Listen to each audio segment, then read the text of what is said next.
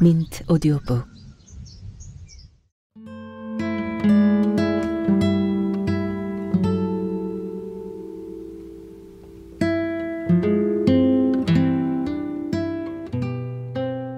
물체를 날름 삼켜버리고도 점잖게 시치미를 떼는 수면처럼 아무 흔적 없이 내가 사라져버릴 수는 없을까.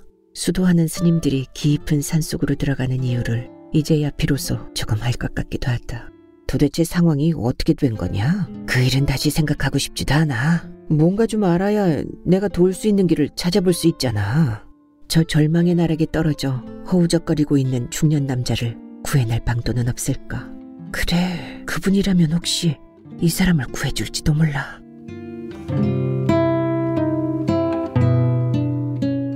극락사에는 부처님이 없다. 조동길.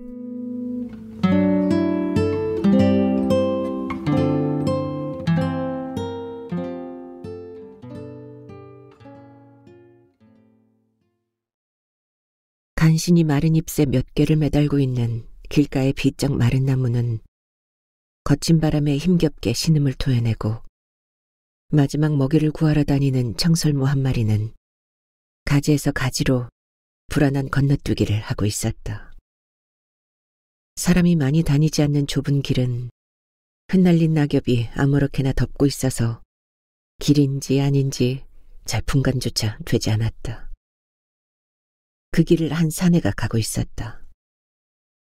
골짜기로부터 쳐내려오는 싸늘한 바람이 가슴을 떠다밀며 길을 가로막는다. 등산 장비는커녕 운동화도 신지 않은 채 평소의 차림새로 가파른 산길을 오르는 일은 생각보다 더욱 힘이 든다. 김헌무는 차오르는 숨을 몰아쉬며 길가의 마른 풀 위에 주저앉는다. 입에서 단내가 난다. 속에서 치받쳐 올라오는 열기를 식히려고 우도새 단추를 두어 개 푼다. 내친 김에 풀 위에 벌렁 누워버린다. 낮게 내려앉은 잿빛 하늘이 금세 무너져 내려 그를 덮칠 것만 같다. 눈을 감는다. 잠시 명암이 엇갈리다가 머릿속이 텅 비어버린다. 물속으로 잠수할 때처럼 몸이 땅 밑으로 푹 가라앉는 느낌이 밀려온다. 이대로 잦아들어 버릴 수는 없을까. 그래서 물체를 날름 삼켜버리고도 점잖게 시치미를 떼는 수면처럼 아무 흔적 없이 내가 사라져버릴 수는 없을까. 얼마 후 그는 으슬으슬한 한기를 느끼며 자리에서 일어나 앉는다. 눈 아래로는 그가 걸어 들어온 길이 무심히 누워있는 게 보인다. 성을 내듯 버티고 서 있는 날카로운 산봉우리들의 위세에 눌려 앞쪽으로 낮게 엎드린 펑퍼짐한 능선들도 조용히 고개를 숙이고 있다. 가끔씩 거친 바람만이 숨죽인 사물들을 뒤흔들어 놓으며 내달릴 뿐 사위는 밤중처럼 적막하다. 아귀 다툼을 하던 세상은 저만큼 물러나 잊혀진 꿈같이 가물가물하고, 그는 또 다른 한 사내로 여기에 앉아있는 것만 같다. 아하, 출가라는 게 바로 이런 거로구나. 수도하는 스님들이 깊은 산속으로 들어가는 이유를 이제야 비로소 조금 알 것 같기도 하다. 저 아래 절로 들어오는 길 입구에서 버스를 세워 내려가지고 여기까지 2시간 넘게 걸어오며 그는 사람을 하나도 만나지 못했다. 이렇게 인적이 드문 후미진 곳에 그가 기대하는 그런 분이 과연 계실까 하는 의문이 슬며시 들기도 했다. 그가 이 길을 찾아 떠난 것은 이틀 전 아침이었다. 느닷없는 생활의 변화로 인해 갈피를 잡지 못하고 헤매던 그에게 중학교 때의 친구 하나가 연락을 해왔다. 그동안 자주 만나지는 못했지만 고향에서 어린 시절을 같이 보낸 그는 부담 없이 대화할 수 있는 몇 안 되는 친구 중에 하나였다. 그는 조그만 규모의 어느 사립전문대학 교수인데 학생들에게 법학을 강의하고 있었다. 야, 왜 그리 만날 수가 없냐? 미안하다. 바쁘게 살다 보니 사람 노릇도 못하고 산다. 너 돈 좀 벌었다고 옛날 친구들 무시하는 건 아니지? 무슨 소리야? 이 돈을 벌기는 뭘 벌어? 그리고 너 같은 훈장이 전쟁터 같은 기업체 생활의 생리를 알고나 하는 소리야? 짐작이야 하지. 그래, 그렇게 바쁘냐? 말도 마라. 남의 돈 먹기가 어디 그리 쉬운 줄 알아? 친구들 사이에선 네가 돈 품게나 있다고 너무 도도해졌다는 얘기가 많아. 그런 오해를 받는 건 어쩔 수 없지. 하지만 1년 12달 내내 야근에 특근에 해외 출장 등으로 시달리다 보면 가족들 돌볼 틈도 제대로 나지 않는다는 걸 알만도 할 텐데. 그는 한동안 시답지 않은 얘기를 주고받으면서도 상대방이 눈치채지 못하게 줄곧 김업무의 표정을 유심히 살피고 있었다. 그러다가 하기 힘든 말을 하듯 무겁게 입을 열었다. 너 요새 혹시 어려운 일 없냐? 어려운 일이라니? 나한테까지 그럴 필요 없어. 친구 좋다는 게 뭐냐? 어려울 때 서로 돕고 사는 게 친구지. 그렇지 않으면 친구가 무슨 소용 있어? 나에 관해 무슨 이 얘기 들은 거 있냐? 눈에 띄게 풀이 죽은 김원무는 그 말 한마디에 그때까지 애써 유지하던 허세로부터 스르르 무너져 내렸다. 일단 그렇게 한쪽이 허물어지기 시작하자 그는 맥없이 구겨져 버렸다. 걷잡을 수 없는 추락의 소용돌이 속으로 빠져들어가며 절망에 휩싸여 버린 그는 허물만 남은 한 마리의 늙은 곤충처럼 기운이 다 빠진 것처럼 보였다. 대충 얘기는 듣고 왔지만 도대체 상황이 어떻게 된 거냐? 그 일은 다시 생각하고 싶지도 않아. 뭔가 좀 알아야 내가 도울 수 있는 길을 찾아볼 수 있잖아. 이미 다 끝난 일이야. 잘 나가던 대기업의 핵심 요직에서 하루아침에 쫓겨나 버린 데는 뭔가 미심쩍은 구석이 있잖아. 설마 너 같은 놈이 부정한 일에 연루되었을 리는 없고 말이야.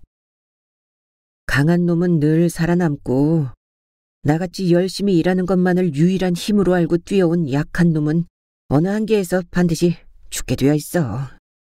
그게 그 세계의 생존 논리야.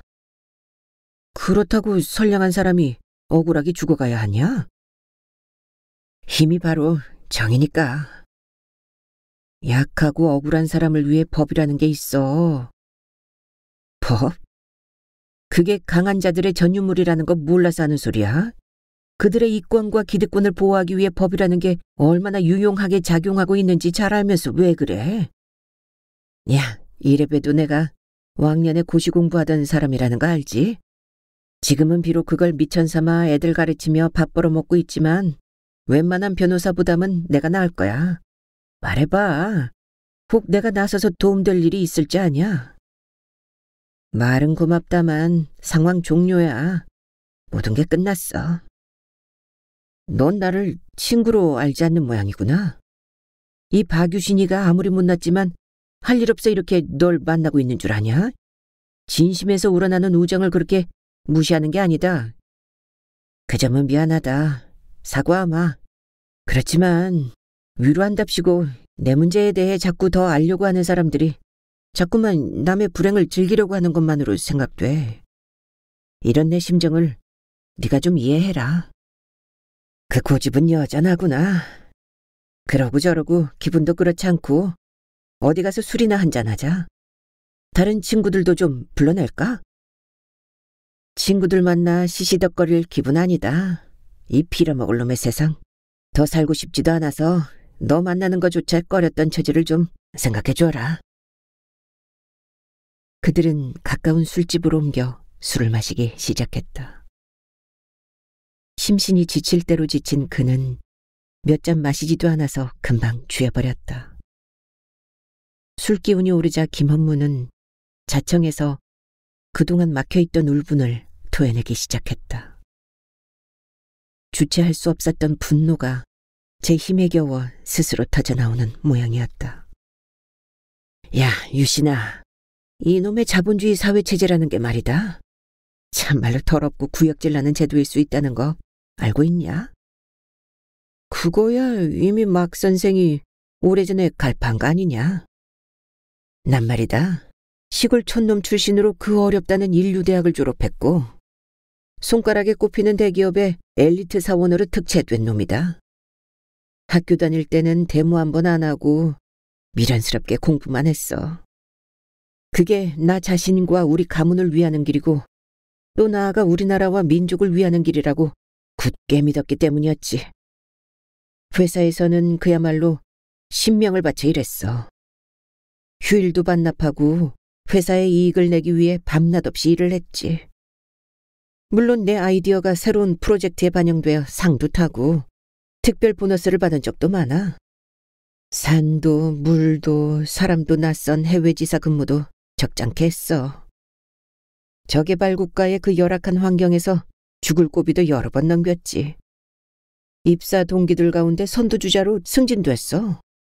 대리에서 계장, 계장에서 과장, 과장에서 차장, 차장에서 부장까지 오르는데 늘 앞장을 섰지. 그런데 말이다. 거기쯤 가고 보니까 거기가 바로 내 한계더라고. 그 선에서만 뱅뱅 돌리는 거야. 족벌체제와 정치권의 영향력 아래에 있는 임원진은 우리 같은 놈이 감히 끼어들 수 없는 별세계였어. 너도 알지? 내가 전문 경영인으로 기업을 한번 운영해보고 싶었던 꿈을 가지고 있던 거. 그러나 그게 얼마나 허황된 꿈이었는가라는 걸 어렴풋이 알게 되었을 땐 이미 회사에서는 날 용도 폐기하려는 눈치였어. 하지만 어쩌겠냐. 애들은 아직 학교에 다니고 있는 데다 50이 다 되어가는 나이에 새로운 사업을 시작할 용기도 없고, 아니 용기라기보다는 그럴 만한 자본이 없었다고 해야 더 솔직하겠지. 불안했지만 흔히 하는 말대로 내 딴에는 평생 직장이라고 생각하고 회사에 다니자니 그 꾸락서니가 얼마나 초라하고 비참했겠냐. 금방 때려치우고 싶은 걸 참고 억지로 출퇴근을 하고 있는 작년 가을께였어. 어느 날 회장이 날 부르더라고. 난 무슨 좋은 일이라도 있을 줄 알고 가슴 설레며 회장실로 갔지. 야, 숨 넘어가겠다. 목 좀 죽여가며 천천히 얘기해라. 아니야, 맨정신으론 얘기 못하겠더니 한번 쏟아놓기 시작하니까 참을 수가 없구나. 마저 들어봐. 얼마나 기가 막힌 일인지. 그래, 알았어. 시원하게 털어놔라. 그러고 보니 이거 울고 싶은데 뺨 때려준 꼴이 됐잖아. 그런지도 모르지. 회장실에 갔더니 처음엔 의례적인 말투로 고생이 많다느니 회사에 공헌을 많이 해줘서 고맙다느니 인사치레를 하더라. 그러더니 은밀하게 하나 해줘야 할 일이 있다는 거야. 모든 책임은 자기가 질 테니 비자금 석장을 만들어 모 야당 국회의원에게 갖다 주라는 거였어. 국정감사에서 회사에 불리한 발언을 할 거라는 정보가 들어왔던 모양이야. 난 처음에 매우 의아했지. 그런 일을 직접 해보지는 않았지만 대충 그런 게 어떻게 만들어져 어떤 경로로 전달되는가는 대충 알고 있었는데 그건 나와는 거리가 먼 일이었거든. 아마 해당 의원이 학과는 다르지만 나와 대학 동창이라는 이유 때문인가 보다 생각하고 회장실을 나왔지. 한편에선 회장이 직접 나를 불러 그런 일을 시키는 건 그만큼 날 신임하고 있다는 증거가 아닐까 하는 어리석은 희망을 안고서 말이야. 잘하면 이번 일을 계기로 내 입지가 펴질 수도 있으리라는 기대도 컸었지. 가만, 석장이면 그게 300이냐 3000이냐? 이런 쫌팽이. 국회의원에게 로비하는데 그거 가지고 되겠어? 3억이야. 아니, 그까짓 말마금 하는데 3억이나 줘야 해? 넌 잘 몰라서 그러는데 큰 기업 하려면 그건 상식이야. 아무 조건 없이 정당 실력자에게 보험금으로 밀어넣는 것만도 그 몇 배씩 돼. 말로만 듣던 정경유착이라는 게 실감나는구나. 그래, 그 뒤에 어떻게 됐어? 어떻게 되긴 하라는 대로 했지. 회장의 특명이라고 하고 납품대금 서너 건 조작해서 자금을 만들었지. 그리고 전달했어. 그럼 잘 된 거 아니야? 회장 신임도 받았을 거고 말이야. 문제는 엉뚱한 곳에서 터지더라고. 그 국회의원이 무슨 괘씸죄에 걸려가지고 정치자금을 쏘시는데 그게 걸려 나온 거야. 막강한 회사의 로비력으로 온갖 채널을 다 동원해 막는 바람에 언론의 보도는 안 되었지만 난 몇 차례 불려나가 조사를 받았어. 검사 앞에서 처음엔 순진하게 사실대로 말했지. 그런데 검사는 자꾸 내 개인 비밀로 몰고 가려는 눈치더라고. 나중에 알고 보니까 이미 거기까지 회사의 손이 뻗쳐 있었어. 좀 있으니 회사의 이사 하나가 면회를 와서는 회유를 하더군. 내 차원에서 마무리를 해달라는 거야. 그에 따른 충분한 대우는 보장해준다고 하면서 말이야. 난 조직원으로서의 의리를 생각하며 또 그 이사의 말을 듣고 그들의 각본대로 진술을 했지. 결국 공금 횡령과 배임 혐의로 구속되어 재판을 받았는데 회사에서 어떻게 손을 썼는지 3년 징역에 집행유예 5년을 선고받고 풀려났어. 회사에서는 변호사를 선임해 1심 재판을 진행시키더니 선고가 끝나자 항소 포기를 권유하더군. 위로 올라가 재판을 해보았자 그 이상 좋은 판결을 받기 어렵다는 거야. 그보다는 회사 일이 더 이상 세상 밖으로 알려지는 게 불리하다는 판단이었겠지. 난 항소를 포기하고 회사로 출근했어. 아무리 비밀로 했어도 알만한 사람은 이미 다 알고 있는 일인데 옛날 자리로 다시 가기는 정말 명구스럽더군. 그게 회사를 위한 일이긴 했어도 어쨌든 난 전과자가 아닌가. 회사에선 그런 처지를 이해했는지 잠시 쉬라며 대기발령과 함께 휴가를 주더군. 그런 일이 있었구나. 좀 안 되긴 했지만 그래도 거기까지는 일이 잘 된 거 아니냐? 그렇지. 그 뒤로 회사에서 애초에 약속대로만 해주었으면 오히려 잘 된 일이었는지도 모르지.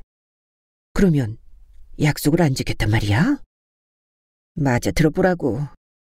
휴가 기간이 끝나고 출근을 했지. 그날 바로 인사발령이 나더라고. 그건 바로 내가 꿈꾸어오던 거였어.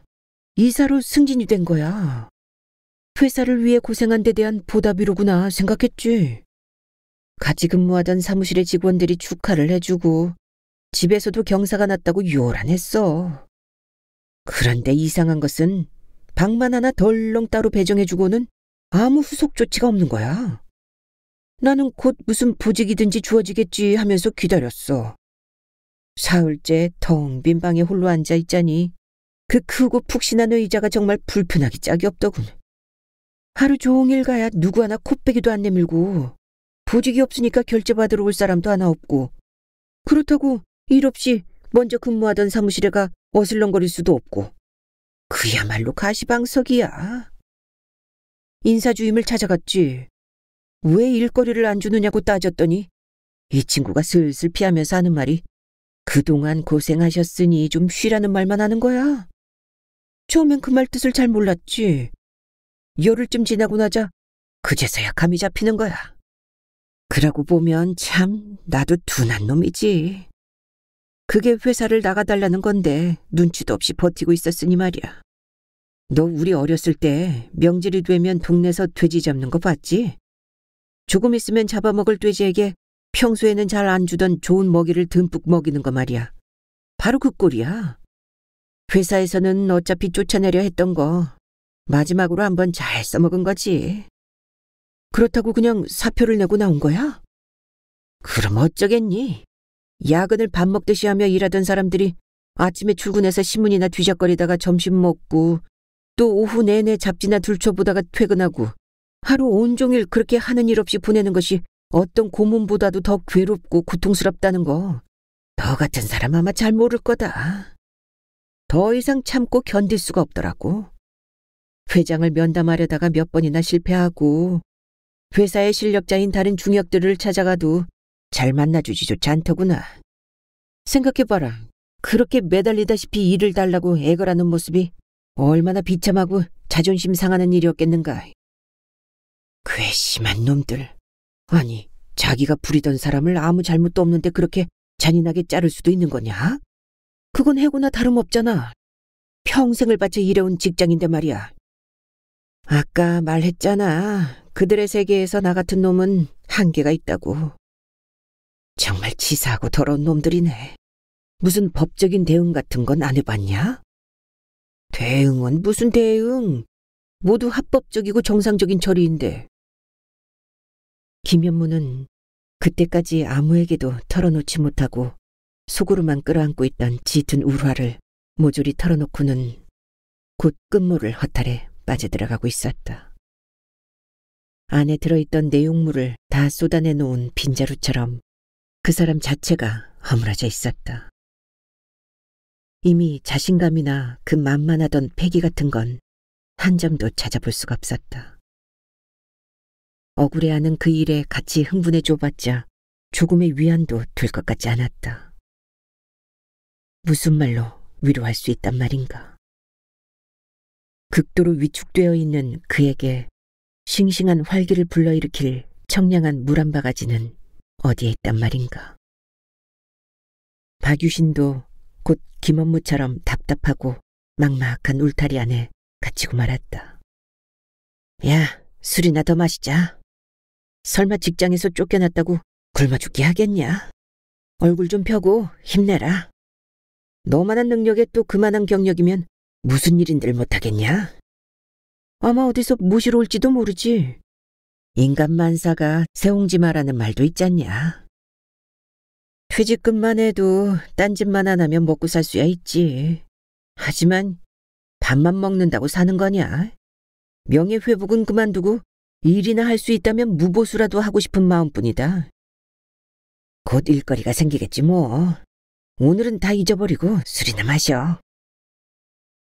그들은 가량도 없이 술을 마시고 또 마셨다. 나중에는 술이 그들을 마셔버릴 정도로 인사불성이 되어버렸다. 어떻게 된 건지 깨어보니 다음 날이었고 어떤 여관방이었다. 엉망으로 구겨져 버린 몸과 옷을 대충 수습하고 해장국집에 마주 앉았다. 그래, 앞으로 어떻게 할 참이냐? 나도 모르겠어. 회사를 그만둔 건 둘째 문제야. 참혹하게 찌그러진 체면과 자존심, 폐기처분된 내 인생에 대한 혐오감, 그런 것 때문에 살고 싶은 마음이 없을 지경이야. 야, 너 그렇게 약해지면 안 돼. 그럴수록 오기를 해야지. 그래서 그들에게 보란듯이 복수를 해야 할 거 아니야. 다 끝난 얘기야. 내 인생은 이미 종치고 막을 내렸어. 그는 한 덩이의 쓸쓸함 그 자체였다.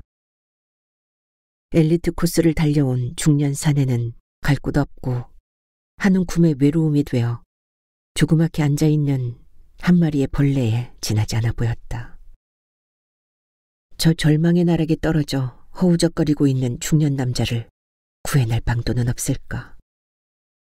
내버려 두면 저러다가 정말 폐인이 될지도 모르는데. 박유신은 골똘히 생각하다가 퍼뜩 한 사람을 떠올렸다. 그래, 그분이라면 혹시 이 사람을 구해줄지도 몰라. 너 종교 믿는 거 없지? 그러잖아도 요새 마음 잡으라고 교회에 나와 구원받으라는 성화 때문에 설상가상으로 미칠 지경이다. 어떻게 했어? 나가기로 한 거야? 사람들 만나는 게 무서워. 모두들 겉으론 점잖게 대하지만 그 뒤에서 날 조소하고 비웃는 게 훤히 보여서 미칠 것만 같아. 사람들이 모여서 북적대는 그런 데를 내가 어떻게 가겠냐? 그럼 잘됐다. 내가 한 사람 소개해 줄 테니 만나보겠냐? 거기는 사람들도 없고 조용한 곳인데다 대하기가 아주 편안한 분이다. 그분을 만나고 나면 아마도 네 마음이 좀 편해질지도 모르겠다. 그게 누군데? 마음이 있다면 소개해주지. 세상에 알려지지 않은 분인데 아는 사람들 사이에선 살아있는 부처님이라고 추앙받는 분이야.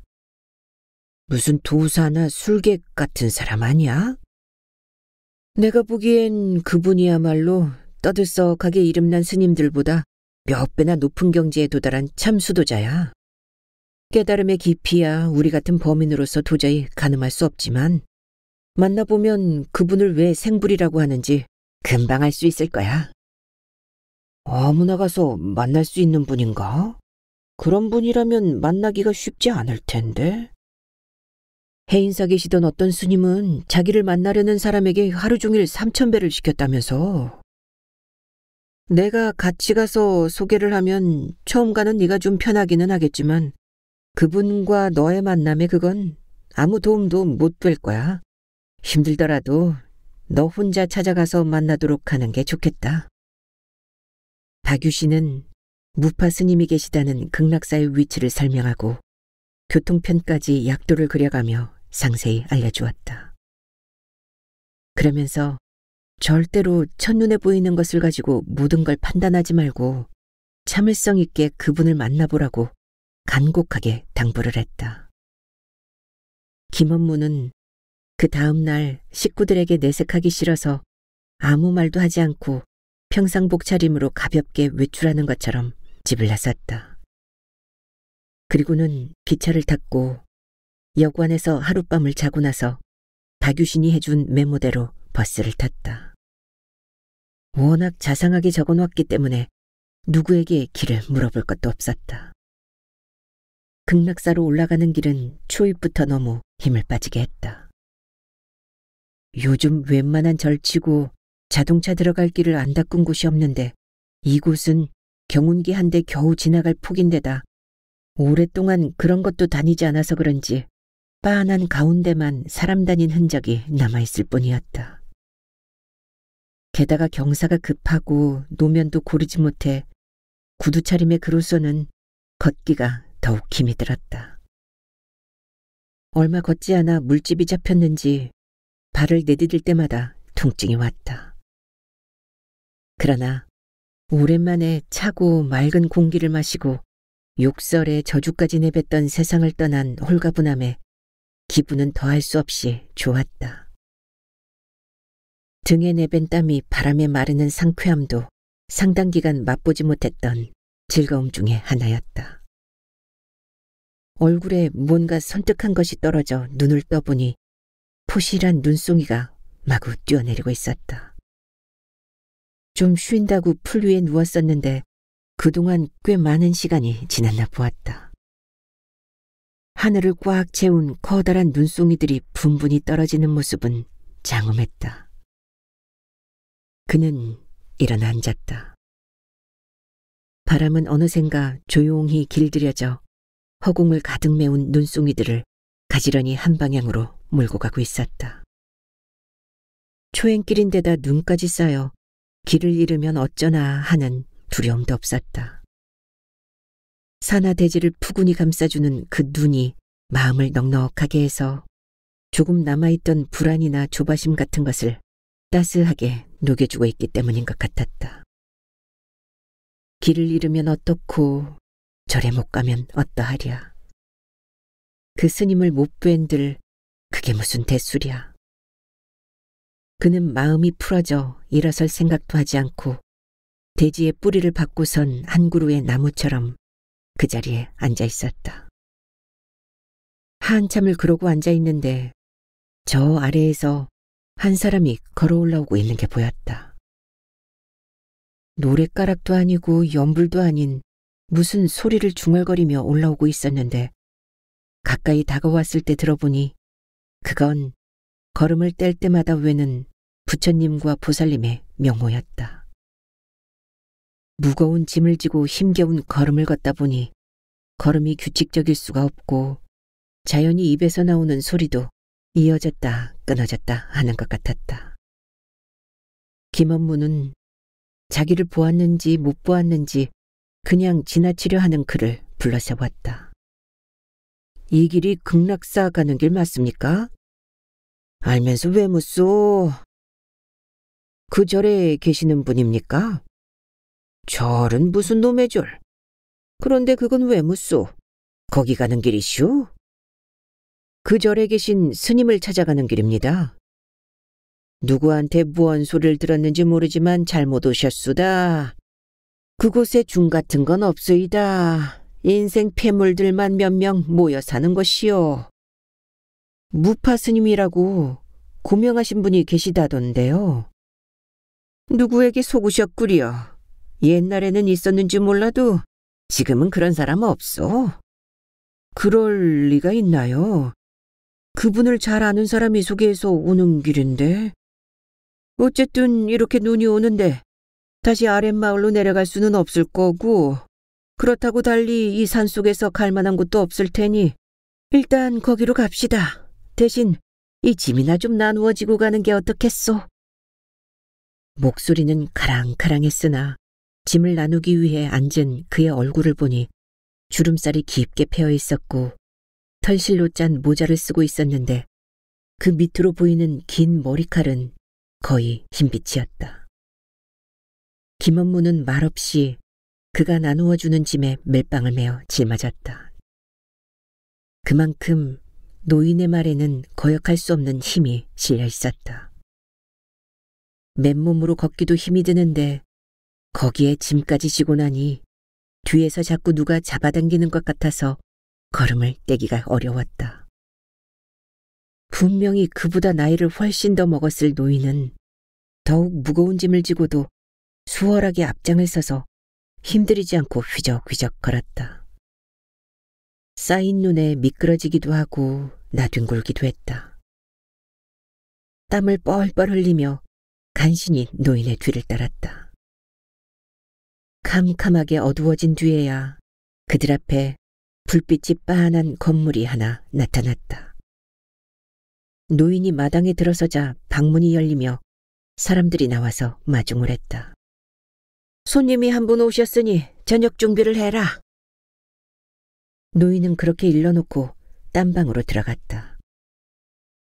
김원무는 허기가 진 데다 너무 지쳐서 방에 들어가자마자 그 자리에 쓰러지고 말았다. 얼마 뒤에 누군가가 다가와서 그를 흔들어 깨웠다.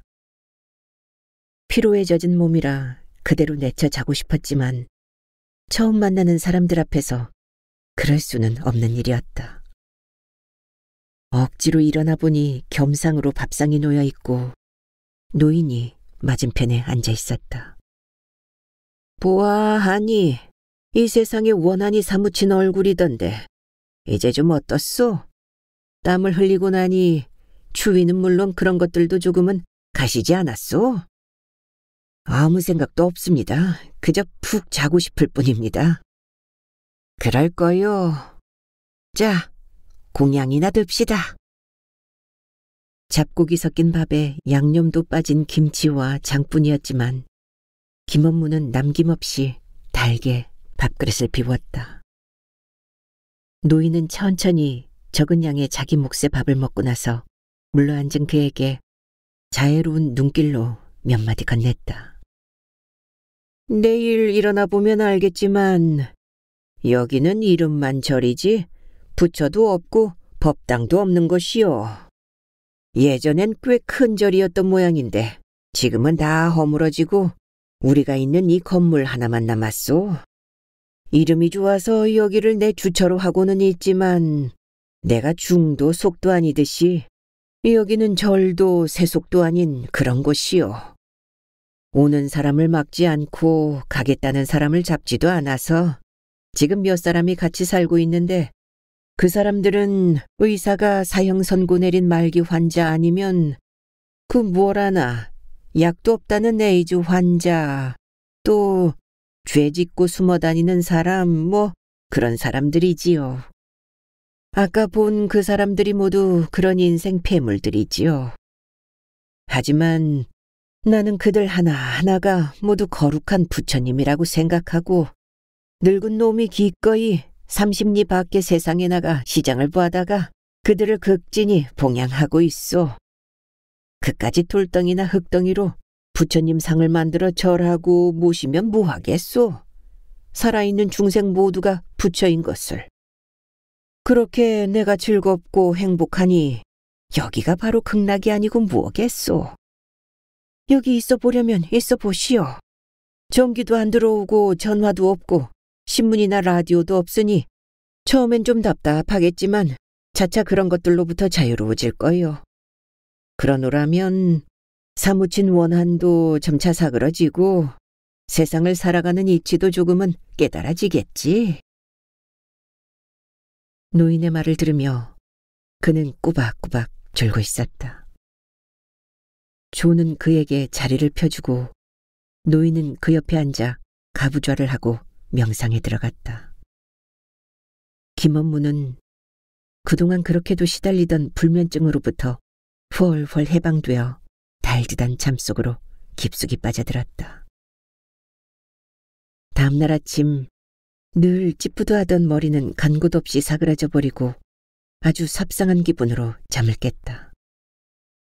일어나 방문을 여니 온 세상이 은백색이었다.